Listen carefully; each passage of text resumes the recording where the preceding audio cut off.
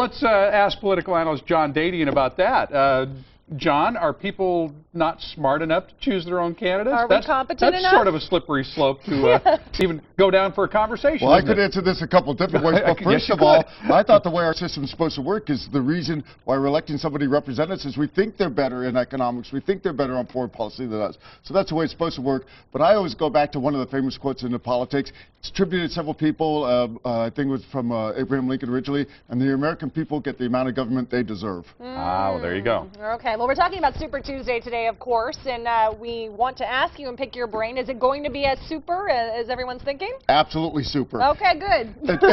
And I'm saying that with a smile on my face, but seriously, because here's what's great about Super Tuesday.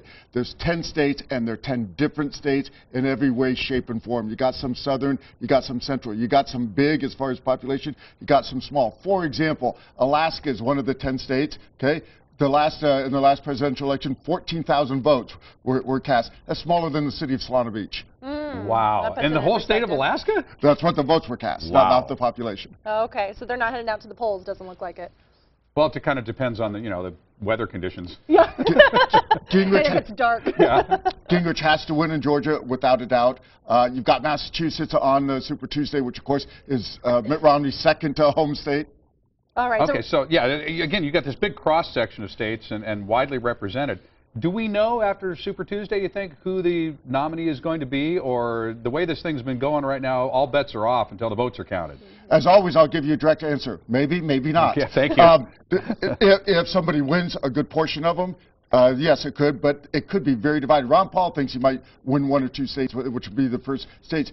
Getting back to where I said, where it's very diverse, et cetera, keep in mind it's a mixed bag. Some are caucuses, some are actual primaries votes, and those delegates are awarded differently.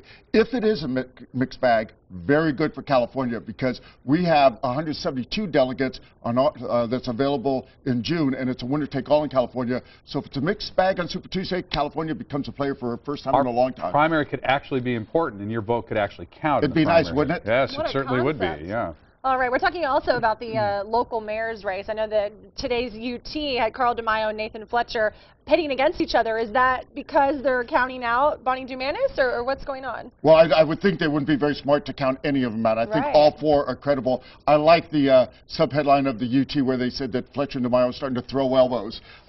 If you remember, I said on this station more than a month ago that the gloves were ready to come off and the brass knuckles were coming on, and I think that's what you're seeing. We're getting into crunch time. We forget, because we know the council members and we know the candidates, this is the 8th largest city. This is big-time politics, lots at stake. Well, if they start throwing elbows, you can't count Bonnie Dumanis out. I mean, this woman she's a tough politician. She knows how to take care of herself.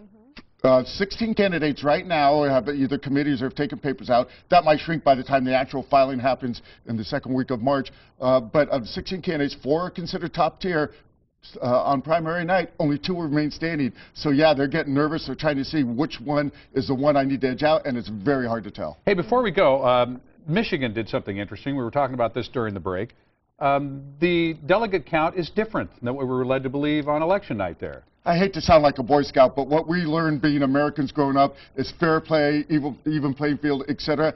On election night, and I was actually irritated when they were saying that Romney won that state because the delegates is what counts. That's what's going to get you the nomination. Not the popular vote. Not the popular vote. And it was 15-15 as far as delegates. And then their committee met and voted to change it. They said a mistake was made and we should have had it structured differently. And now they're giving at least one. I think they're still deciding, but they're going to at least give one more extra vote. So technically Romney will get one more delegate than Santorum. And that's just not fair after the election. After people voted, that's just not fair. Fact, yeah.